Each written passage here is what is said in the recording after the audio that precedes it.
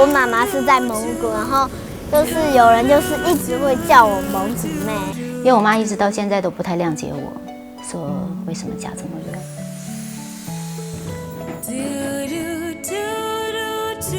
我觉得妈妈过来有比较开心，还会教我那个水要怎么玩，然后这样子怎么玩才好玩。